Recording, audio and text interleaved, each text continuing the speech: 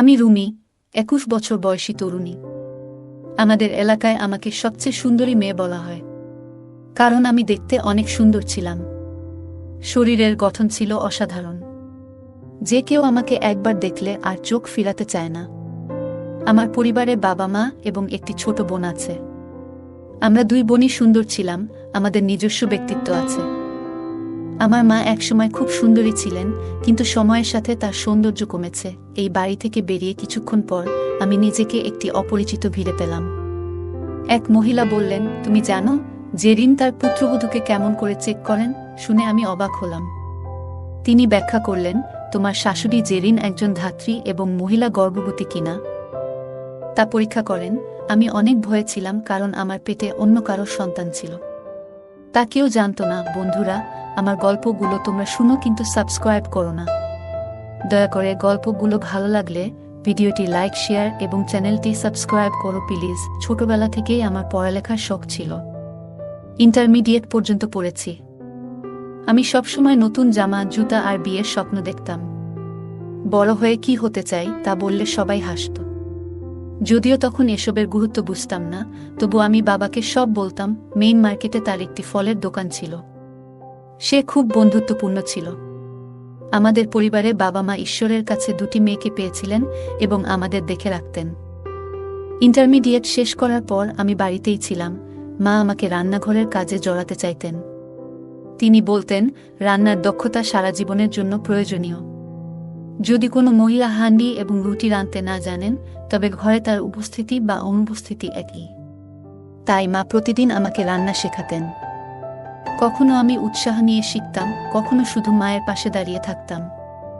মা বলতেন, রুমি, যে কোনো কাজ আবেগের সঙ্গে করলেই শিখবে। একদিন মা হঠাৎ অজ্ঞান হয়ে গেলেন। আমি খুব ভয় পেয়ে গেলাম এবং দ্রুত বাবাকে খবর দিলাম। বাবা এসে মাকে হাসপাতালে নিয়ে গেলেন। আমরা দুই বোনও তাদের সঙ্গে গেলাম। বাবা বললেন, চিন্তা করো না। কিন্তু আমি বারবার কাঁদছিলাম। মায়ের এমন অবস্থা দেখে মনটা খুব খারাপ হয়ে গেল। বাবার খোঁজ নিয়ে আমরা চিন্তিত ছিলাম। তিনি অনেক দিন ধরে ফোন করেননি। একদিন আমি বাবাকে ফোন করলে তা বন্ধ পাই। দোকানে ফোন করে জানতে পারলাম সুনীল সেখানে কাজ করছে। বাবাকে অনেক দিন দেখেনি। সুনীল বাবাকে খুব পছন্দ করতেন। আমি তাকে জিজ্ঞেস করলাম, বাবার কোনো খবর আছে? তিনি বললেন, না, চাচা এখনো আসেননি। খোঁজার চেষ্টা করব, তুমি দুশ্চিন্তা করো না। কিন্তু আমার উদ্বেগ বাড়ছিল। প্রায় 5 ঘন্টা পর বাবা মা বাড়ি ফিরলেন। আমি মাকে দেখে জড়িয়ে ধরে কাঁদতে লাগলাম। বাবা বললেন, মাকে ঠিকমতো বসতে দাও।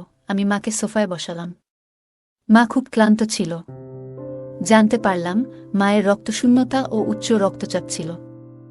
ডাক্তার তাকে ড্রিপ দিয়ে সুস্থ করেছেন। মা চা চাইলেন, কিন্তু আমি তাকে 2টো ডিম সেদ্ধ করে দিলাম। আমি মাকে বললাম, তুমি বিশ্রাম নাও, সব আমি দেখছি। এরপর ডাল ভাত রান্না করলাম। বোন আমাকে সাহায্য করল।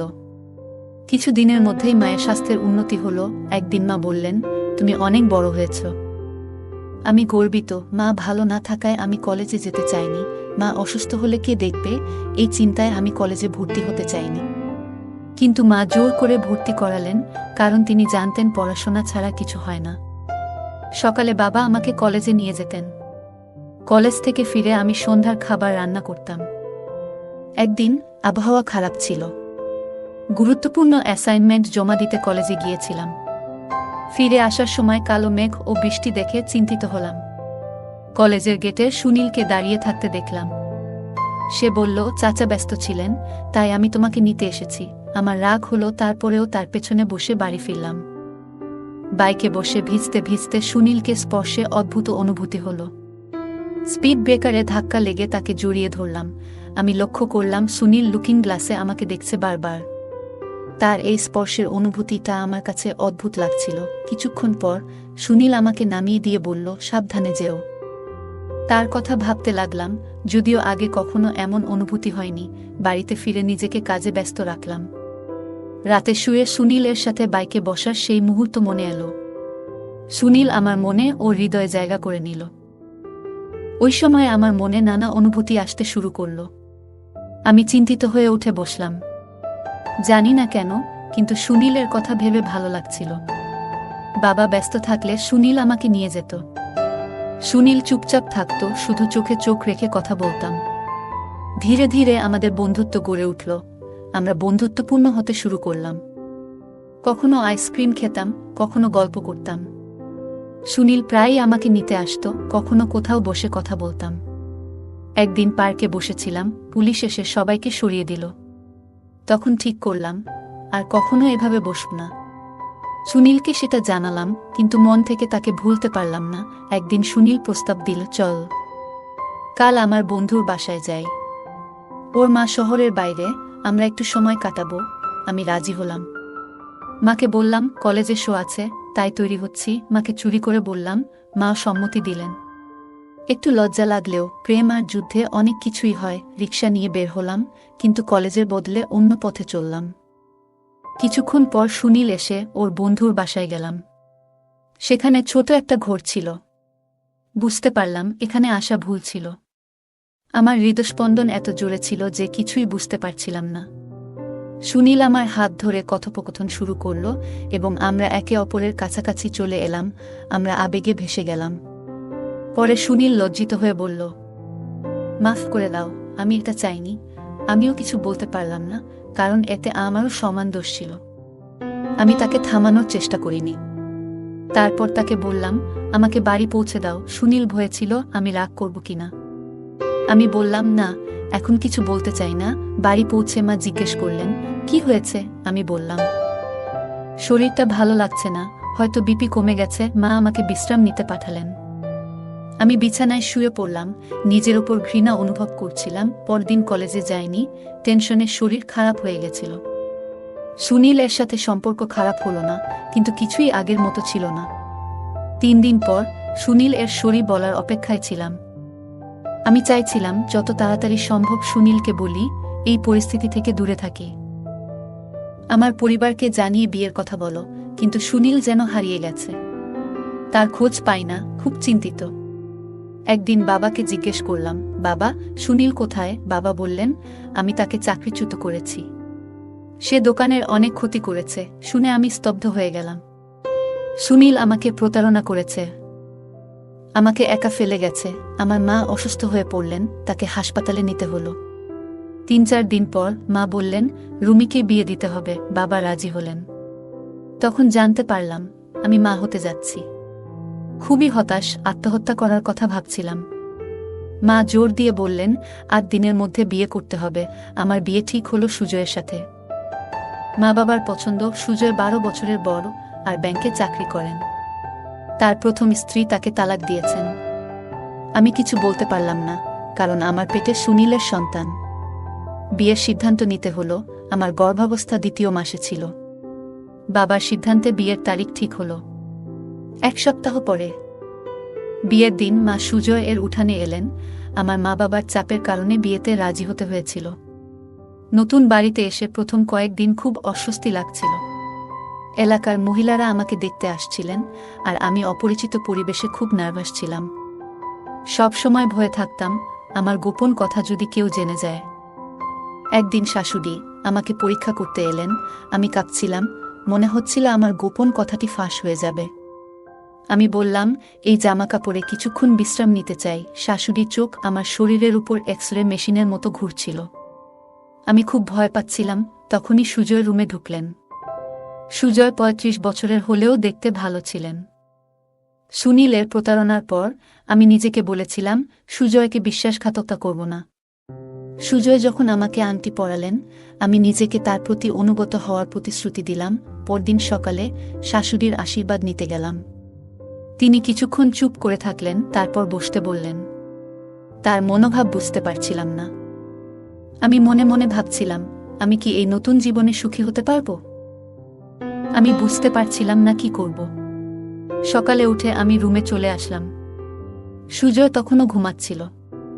মনে হলো আজ মুখ দেখানোর রীতি ছিল, যেটা আমি গতকাল করতে পারিনি। সুজয় খুব সুন্দর এবং নরম স্বভাবের মানুষ। আমি নিজেকে দোষারোপ করছিলাম কেন সুনীলের সাথে সম্পর্ক করেছিলাম। সুজয় কিছু জানত না, তাই স্বস্তি পেলাম। রাতে সুজয় আমাকে রাতের খাবারের জন্য ডেকেছিলেন, কিন্তু আমি চুপ করে রইলাম। পরে 3 কাপ চা বানিয়ে সুজয় এর রুমে নিয়ে গেলাম। কিছুক্ষণ পরে আমার শাশুড়ি এসে বললেন, রুমি, আমার 30 বছরের অভিজ্ঞতা আছে। আমি বুঝতে পেরেছি তুমি গর্ভবতী। আমি হতভম্ব হয়ে গেলাম। শাশুড়ি বললেন, সুজয় কখনো বাবা হতে পারবে না। তার প্রথম স্ত্রীও তাকে এই কারণেই ছেড়ে গেছে। তোমার মা সুজয় এর কথা জেনে এই সম্পর্ক মেনে নিয়েছেন।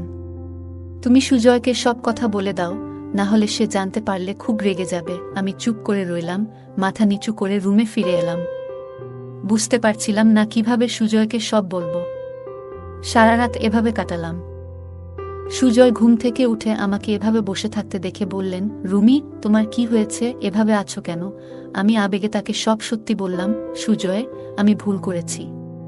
আবেগের বশে আমি সুনীলের প্রেমে পড়েছিলাম এবং তাকে বিয়ে করতে চেয়েছিলাম, কিন্তু সে আমাকে প্রতারণা করেছে। তোমার কাছে ক্ষমা চাইছি। তুমি যদি ক্ষমা করতে না পারো, তোমার যে সিদ্ধান্তই নাও, মেনে নেব। সুজয় চুপ হয়ে গেল এবং কিছু না বলে বাইরে চলে গেল। আমি কান্নায় ভেঙে পড়লাম।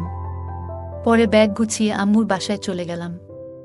মা বললেন, আমি জানতাম সবকিছু, তাই তোমার বিয়ে তাড়াতাড়ি করেছিলাম। সুজয় এর মা ও আমি এ বিষয়ে আগে থেকেই জানতাম। মা আরও বললেন, সুজয় কখনো বাবা হতে পারবে না, তাই আমরা ভেবেছিলাম তোমার সন্তানকে দত্তক নেবে। আমি জানতাম সুজয় তোমার জন্য ভালো পছন্দ। আমি নির্বাক হয়ে গেলাম। মা আমাকে লজ্জিত করে চলে গেলেন। আমি কান্নায় ভেঙে পড়লাম। মনে হলো সারা পৃথিবী অন্ধকার হয়ে গেছে। সুনীল আমাকে প্রতারণা করেছে। আমি নিজেকে দোষারোপ করলাম। এখন শুধু আমার শাশুড়ি ও মা জানেন। সুজয় এই সত্যটা জানে, এরপর সবাই জানতে পাবে। আমি জানি এই পৃথিবী আমাকে বাঁচতে দেবে না। সারাদিন কাঁদতে কাঁদতে রুমে শুয়েছিলাম, কেন জানি না। সুজয় এর অপেক্ষায় ছিলাম, কিন্তু সে আসেনি। পরের দিনও কেটে গেল এভাবেই। তৃতীয় দিনে সুজয় এল। ওকে দেখে মনে হলো যেন প্রাণ ফিরে পেলাম। সুজয় জিজ্ঞেস করল, কেমন আছো? আমি বললাম, ভালো নেই। আমি তোমার এবং আমার পরিবারের সাথে বিশ্বাসঘাতকতা করেছি। বেঁচে থাকার অধিকার আমার নেই। সুজয় বলল, তুমি যা করেছ তা ভুল ছিল, তবে আমি তোমাকে ভালোবাসি। আমি চাই তুমি আমার সাথে থাকো। সে আমার হাত ধরে আমাকে বাড়ি নিয়ে গেল। তারপর থেকে জীবনের রুটিন বদলে গেল। শুরুতে মনে হতো আমি সুজয় এর সাথে আমার পরিবারকে প্রতারণা করেছি, তবে যখন রাহুলের দিকে তাকাতাম মন শান্ত হয়ে যেত। সে সন্তানের জন্য সবকিছু প্রস্তুত করছিল। আমি বিস্মিত হয়েছিলাম, কিন্তু খুশিও হয়েছিলাম। আমার শাশুড়ি বলেছিলেন, তুমি দুর্বল, সপ্তম মাসেই সন্তানের জন্ম হবে। তারপর এক রাতে সুজয় এর কোলে একটি সুস্থ সন্তান জন্ম নিল। আমার কপালে চুমু খেয়েছিল। তখনও আমি অজ্ঞান ছিলাম, তাই আবার ঘুমিয়ে পড়লাম। যখন চোখ খুললাম, সুজয় আমার কাছে এলো। আমি তার হাত ধরলাম এবং বললাম, সুজয়, বিয়ের 7 মাস হলো, কিন্তু তুমি কখনো বাচ্চার বাবার কথা জানতে চাওনি কেন? সুজয় বলল, আজকের পর থেকে কখনো এটা বলো না। এই ছেলে আমাদের, তুমি আর আমি। এটা আমাদের সন্তান। আমরা নতুন জীবন শুরু করব, যেখানে সবকিছু ভালো হবে এবং আমরা একে অপরকে ভালোবাসব। গল্পটা কেমন লাগলো জানাতে ভুলবে না। আরও মজার মজার রোমান্টিক গল্প শুনতে চাইলে ভিডিওটি লাইক, শেয়ার এবং চ্যানেলটি সাবস্ক্রাইব করতে এবং বেল আইকনটি টিপতে ভুলবে না। ধন্যবাদ।